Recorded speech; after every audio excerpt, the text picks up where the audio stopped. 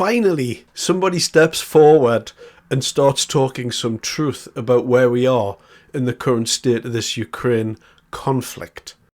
Senior military sources within the Ministry of Defence have told newspapers that they're dismissing Kier Starmer's plans and that it's political theatre. And I'm really glad that somebody's come out and said this, and really to remind the Prime Minister that he can't just go out making claims about the military, can't just go out there telling people something's going to happen. In essence, there has to be a check and balance at some point. Somewhere along the line, there has to be somebody that steps up and says from the army, look, we don't have the troops and you're getting a little bit ahead of yourself, Mr. Prime Minister. And here's a little reminder of the drivel and the guff and the confusing language that the Prime Minister likes to use when he's asked essentially a very, very direct question. You've said now is the time for concrete commitments. Can you give an example of a concrete commitment that has been made this morning? How many countries have indicated they might put troops on the ground, for example? Let me start from the premise that a lot has happened, obviously, since we had the meeting at Lancaster House just under 2 weeks ago, particularly developments this week in relation to the position of Ukraine. And the group that met this morning is a bigger group than we had 2 weeks ago. There is a stronger collective resolve, and new commitments were put on the table this morning, both in relation to the coalition of the willing in terms of defending the deal, also in relation to the wider point, which is the collective defence and security of Europe. So more commitments on the table this morning, and an agreement that we now move to the operational phase, which is why the talks on Thursday, the military talks, will become the next focal point. Now, you did, in that little clip there, get to see the political skills of Kier Starmer. And in that respect, he's not to be underestimated. The man knows how to act like a politician. He knows how to dodge a question effectively without dodging a question. And that is a skill that all politicians just have. It's part of their genetic coding, their genetic DNA. If you haven't got the political linguistics, then you're never really going to make it as a modern day politician, because there's so much in the modern day, especially in the political landscape, that requires politicians to just divert and avoid questioning. But really, onto the main substance of what he said, and that was nothing. Still back to this pantomime, this political theatre. Donald Trump's special envoy also has dismissed the UK plans as and I quote, a posture and a pose. Steve Witkoff said the idea was based on a simplistic notion of the Prime Minister and other European leaders thinking, we have all got to be like Winston Churchill. Oh, that's a bit scathing there. But is it wrong? Is Mr. Steve Witkoff wrong to say that? I don't think he is. I think they've got way ahead of themselves. I think they got drunk on a bit of let's meet up and let's talk about how big we are. And then what's happened is reality has come home to bite. What has been pointed out here is, and this was another military source, he said there's no military sense in it.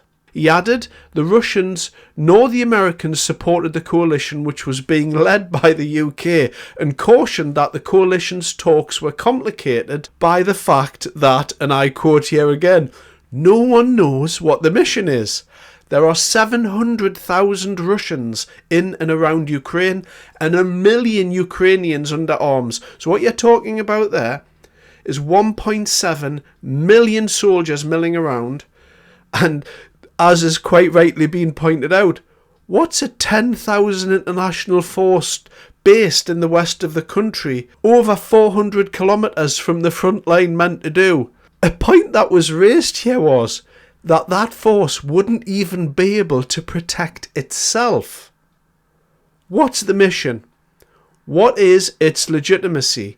What are the rules of engagement? How is it commanded, supplied and housed? How long is it there for and why? No one knows. As this defence source added, Kier Starmer was leading from the front while essentially being disconnected from the reality of what's happening behind him. So where does this leave Kier Starmer? I think this is quite an embarrassment for Kier Starmer. I think he's got into the role of playing the supreme diplomat and peacekeeper. And what's happened is that he's been swept along on all of this talk, and he's tried to detract from the mess he's making of UK politics generally in the opinion polls. And if you can cast your mind back to just before he started playing this diplomat role, it seemed that every other day there was a negative headline in the news. Was this going wrong? Expenses scandals going on. Government economy going all wrong. There was a load of stories. Everything seemed like it was pointing against him, and then all of a sudden he got a sniff of something that might make him look a little bit better, and he jumped at the chance. But the problem with all this is, now that reality's here, now that he's had the check and balance put on him, and he's just going to go back to being Kier Starmer quite soon, because ultimately we've got nothing to contribute to this war except money, and we don't even have the money to contribute. We're printing that money. We don't have 12 billion, or I believe the number here was 12.8 billion that we've promised Ukraine. As a country, we are in £4 trillion worth of debt. We don't have 12 billion to be sending anywhere. But now that this has all happened and this has all come home to roost, what's the ultimate price that's paid for this? Well, the price that's paid for it, unfortunately, is that the United Kingdom looks silly. We don't look like a serious country. Kier Starmer's embarrassed this country. He's embarrassed the military. He's embarrassed himself, and he's embarrassed the Labour Party. And whilst, I'm not a fan of Kier Starmer and Labour, I don't want this country to look stupid on the world stage.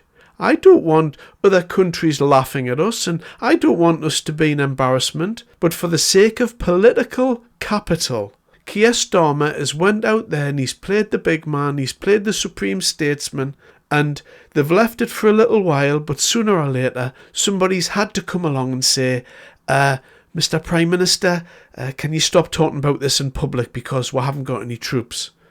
And he's essentially turning this country into a laughingstock on the global stage. What a moron. Thanks very much for your time.